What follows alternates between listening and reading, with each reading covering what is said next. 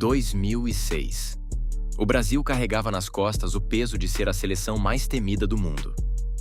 Depois da glória em 2002, os torcedores estavam convencidos. Essa seria a melhor seleção brasileira de todos os tempos. No papel, um time imbatível. Em campo, uma decepção sem precedentes. Como isso aconteceu? Como um elenco repleto de lendas sucumbiu de forma tão melancólica? Hoje, vamos contar a história da seleção brasileira na Copa do Mundo de 2006 e como essa derrota reflete até hoje na seleção. Em 2006, o Brasil chegava à Copa do Mundo como o grande favorito. Não era apenas uma questão de tradição ou história, mas de talento absoluto. Nunca antes uma seleção brasileira reuniu tantos craques em sua melhor fase ao mesmo tempo. No papel, era um time praticamente imbatível. Ronaldo Nazário já era um ícone absoluto do futebol mundial. Bicampeão da Bola de Ouro, artilheiro e herói do Penta em 2002, chegava à Copa com um objetivo claro: se tornar o maior artilheiro da história dos mundiais. No Real Madrid, ainda era referência no ataque, apesar das críticas sobre seu físico. Ele sabia que aquele poderia ser seu último grande momento com a camisa da seleção. Ronaldinho Gaúcho, por sua vez, estava no auge da carreira. O camisa 10 do Barcelona havia acabado de conquistar a Champions League e sido eleito o melhor jogador do mundo pela FIFA em 2004 e 2005. Seus dribles mágicos e sua visão de jogo encantavam o planeta. Ele era tratado como o novo rei do futebol, carregando até a esperança de liderar o Brasil rumo ao Hexa. Kaká era um dos jogadores mais completos do mundo. Aos 24 anos, já comandava o meio-campo do Milan, com arrancadas impressionantes e uma precisão cirúrgica nos passes e finalizações. Na Itália, era tratado como um fenômeno e chegava à Copa com a expectativa de ser a peça-chave para equilibrar o meio de campo entre técnica e velocidade. Adriano Imperador simbolizava a força e a potência no ataque. Artilheiro da Copa América de 2004 e da Copa das Confederações de 2005, era temido pelos zagueiros.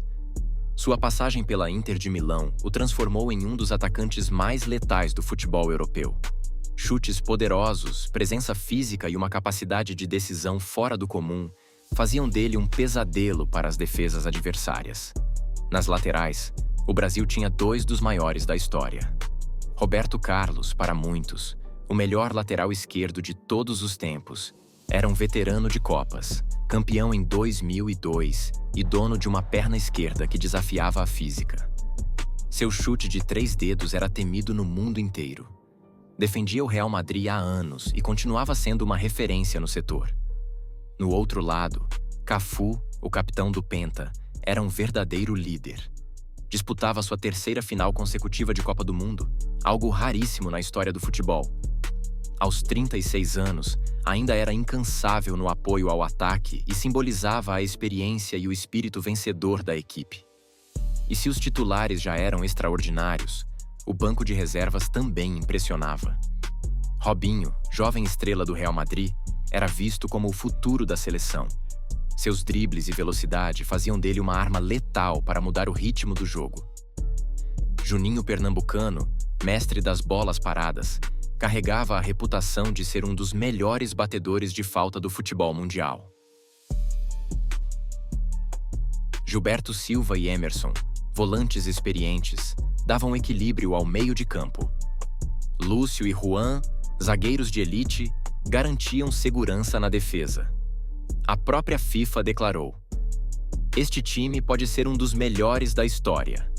Mas como sabemos, o futebol não é jogado no papel.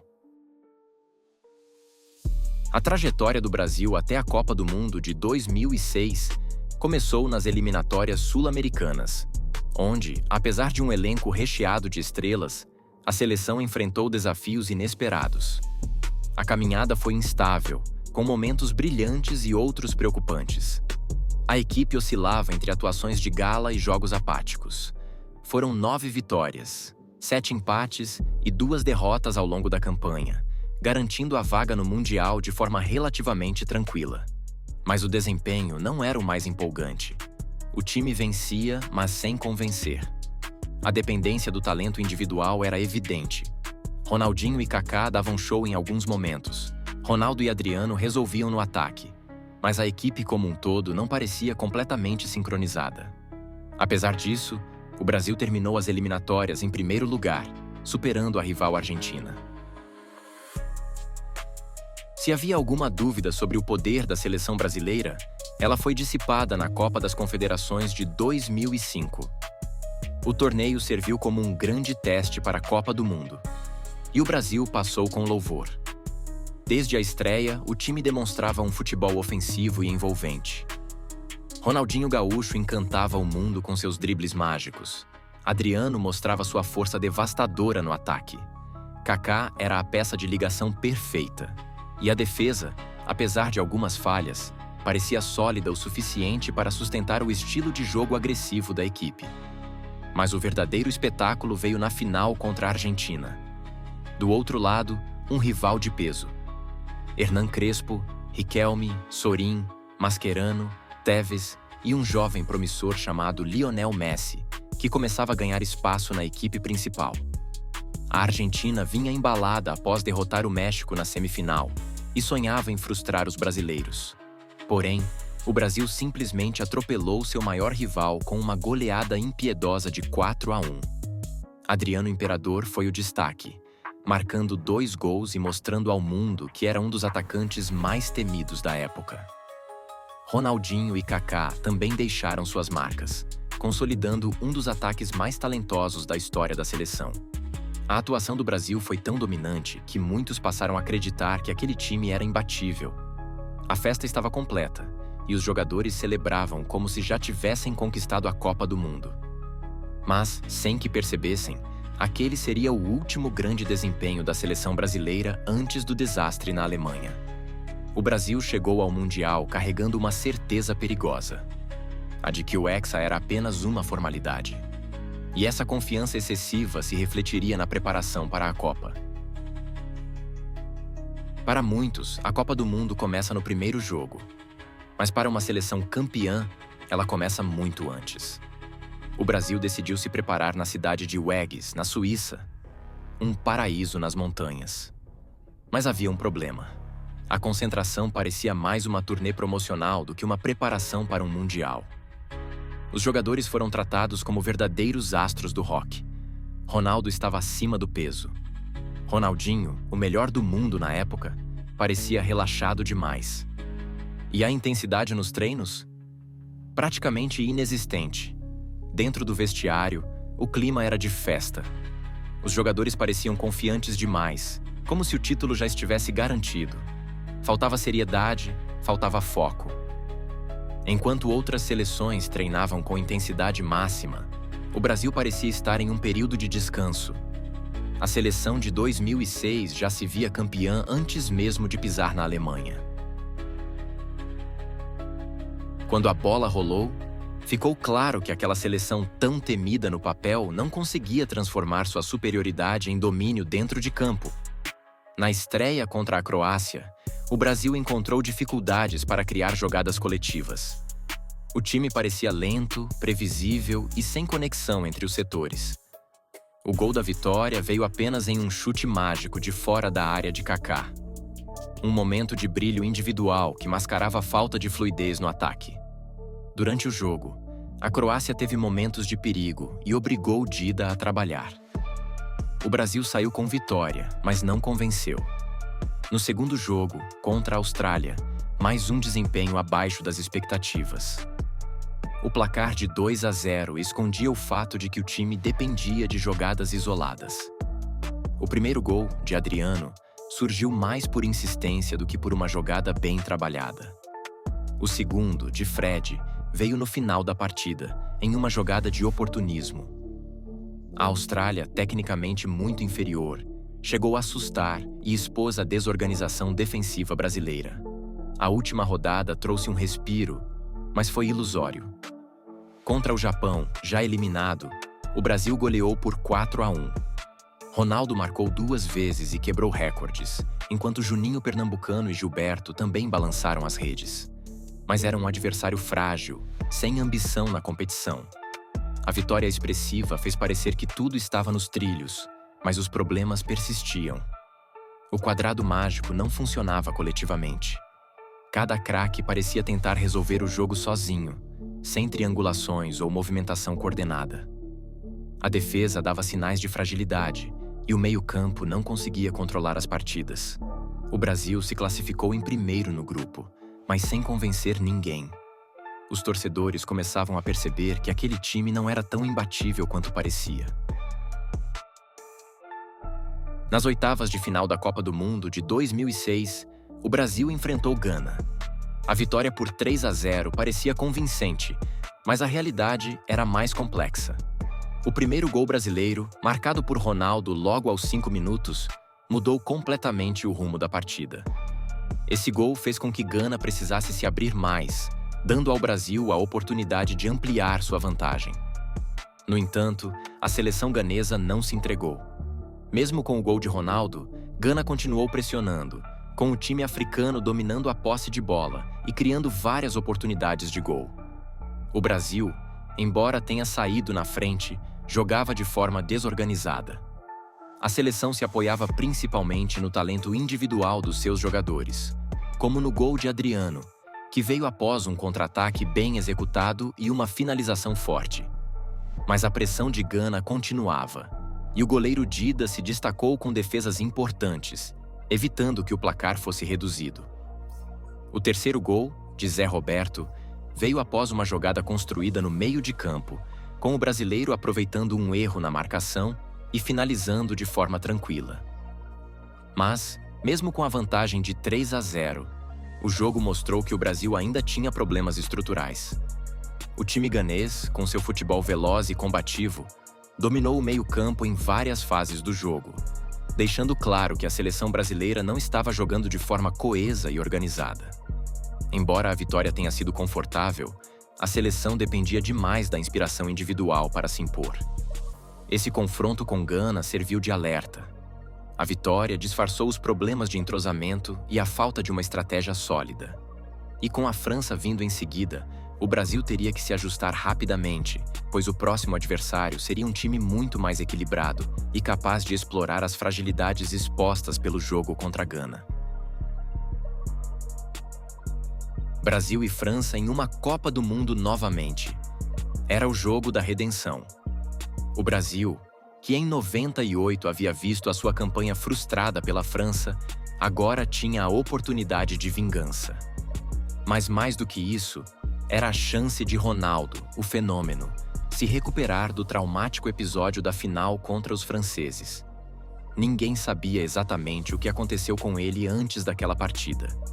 Mas as dúvidas sobre o seu estado físico e psicológico pairam sobre o seu nome até hoje. Agora, em 2006, Ronaldo tinha a chance de mostrar que estava mais forte do que nunca, buscando a redenção na maior competição de todas. Mas, ao mesmo tempo, o Brasil encontrava um monstro no seu caminho: Zinedine Zidane. Zidane, com sua classe e visão de jogo incomparáveis, parecia ter voltado no tempo. O meia francês, que já havia conquistado a Copa do Mundo de 98 e a Euro 2000, demonstrava uma tranquilidade impressionante. Cada toque na bola era uma verdadeira aula de futebol, um espetáculo que poucos poderiam oferecer. Ele estava em uma fase incrível, sendo o maestro de um time talentoso. Ao seu lado, tinha simplesmente Thierry Henry. O atacante francês também vivia um grande momento. Henry, com sua velocidade e habilidade, fazia parte da geração mais vencedora do Arsenal, incluindo uma temporada imbatível na Premier League, na qual o time de Arsène Wenger ganhou a Premier League invicto. Sua parceria com Zidane era algo que impressionava os adversários, e o Brasil sentia o peso disso. Além disso, o time da França contava com jogadores como Franck Ribéry, um jovem talento que estava começando a se destacar, e Fabien Barthez, o goleiro campeão mundial, que passava uma segurança impressionante sob a trave. A França era uma equipe muito bem treinada e equilibrada, com um meio-campo sólido e um ataque letal. A expectativa para o jogo era imensa, E o clima nas ruas, nos estádios e nos corações dos brasileiros estava carregado de tensão. O Brasil sabia que o jogo seria difícil. A França vinha jogando um futebol sólido, enquanto o Brasil ainda se mostrava com dificuldades de entrosamento.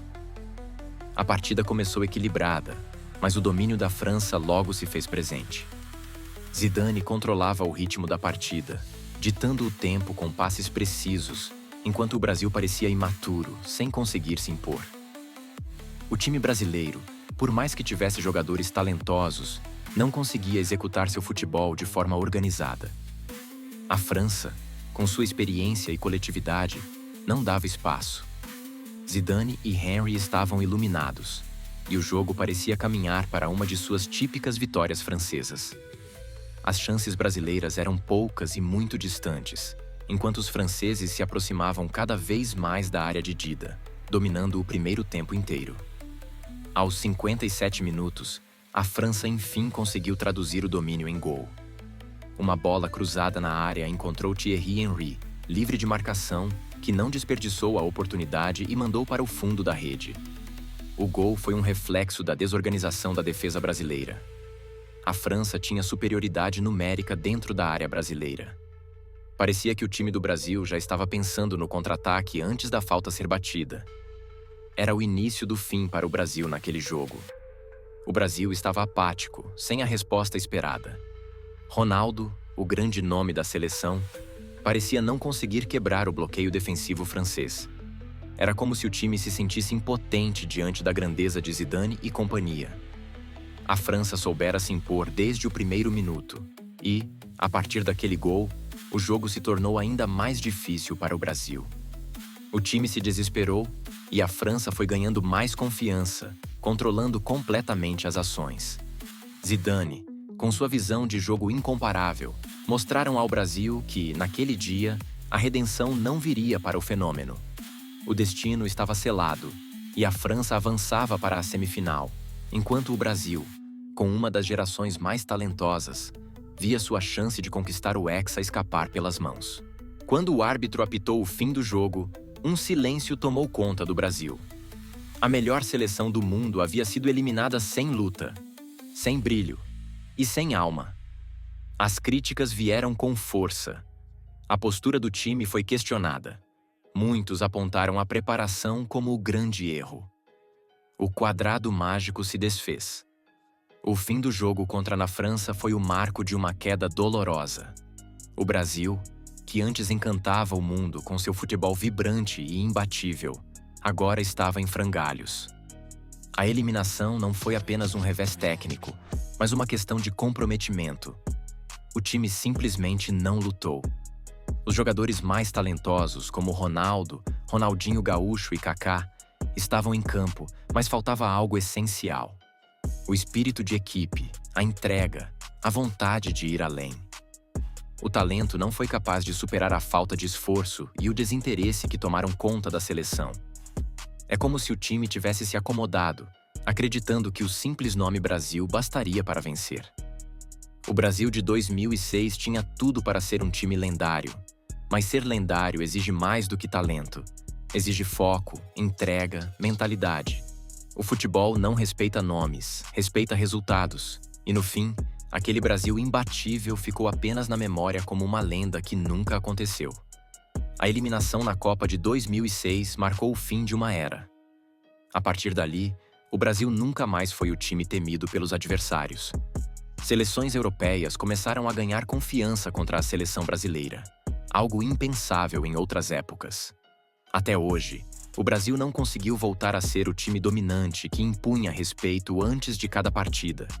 E isso reflete diretamente nas dificuldades enfrentadas nas competições internacionais. Após 2006, a seleção brasileira se viu em um ciclo de frustrações. As eliminações passaram a ser frequentes, e humilhações como as derrotas por 7-1 para a Alemanha em 2014 e a eliminação precoce na Copa de 2018 contra a Bélgica demonstram que a distância entre o Brasil e o topo do futebol mundial só aumentou. Quando o Brasil encontra adversários europeus fortes, a sensação é de que já não existe mais aquela confiança inabalável, o temor nas outras seleções. O talento individual já não é suficiente para garantir o sucesso. Falta a unidade, a mentalidade vencedora, o mesmo espírito coletivo que outrora fez o Brasil ser temido por todos. Hoje, as seleções europeias dominam o cenário, e o Brasil, apesar de ainda contar com grandes jogadores, não impõe o mesmo medo de antes. O futebol brasileiro perdeu aquela aura mítica que fez do país uma potência absoluta. Então, eu te pergunto, você acha que algum dia o Brasil voltará a ter um time temido como o de 2006? Ou será que estamos diante de uma nova realidade no futebol mundial, onde a força de um time não depende mais só do talento, mas também da mentalidade e da preparação? Deixe sua opinião nos comentários.